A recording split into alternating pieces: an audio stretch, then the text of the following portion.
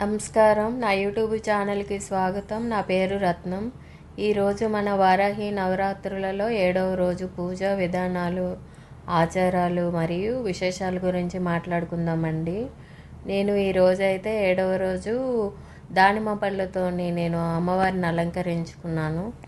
దానిమ్మ పళ్ళతోని ఎందుకో పెట్టాలనిపించింది. అమ్మవారికి ఇష్టం కూడా దానిమ్మ పళ్ళు అంటే. అందుకోసం అప్పటికప్పుడు తెప్పించి నేను అమ్మవారికి అలంకరణ చేసుకున్నాను. చాలా బాగుంది కదండి. దానిమ్మ పళ్ళతోనే అమ్మవారు అందంగా కనబడుతున్నారు కదా. నాకైతే చాలా బాగా నచ్చింది. అమ్మవారికి ఉదయాన్నే నైవేద్యం ఏం పెట్టానంటే చిత్రాన్నం పెట్టాను. చిత్రాన్నమును పానకం పెట్టానండి అమ్మవారికి ఉదయం నైవేద్యం. సాయంత్రం ఏమో బూందీ పానకం పెట్టాను. 7వ రోజు పూజ అలాగా ముగిసింది.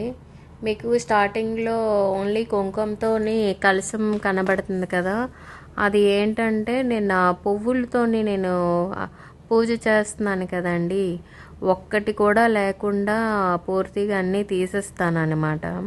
తీసి మళ్ళీ ఫ్రెష్గా పెడతాను. పాతవి ఉంచకూడదు కదా, ఒక్కటి కూడా పాతవి పువ్వులు ఉంచకూడదు.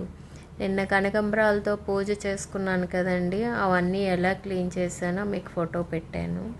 ఆ కుంకుమ ఏమో నేను రోజు కుంకుమ పూజ నేను చేసుకుంటున్నానండి. కుంకుమ పూజ చేసుకొని ఆ కుంకుమ నాకు 1 ఇయర్ అలాగా రోజు అదే పెట్టుకుంటాను నేను. ఆ కుంకుమ అదే అన్నమాట, మీకు చెప్తున్నాను. అదండి సంగతులు. 7వ రోజు పూజ అలా అయింది.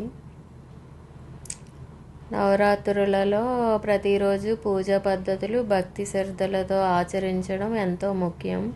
ఈ విధంగా ఈరోజు పూజ విధానం, ఆచారాలు మరియు అనుభవాలు మీతో పంచుకున్నాను. హిందూ పూజలు మరియు సంప్రదాయాలపై మరిన్ని విషయాలు తెలుసుకోవాలంటే లైక్ చేయండి.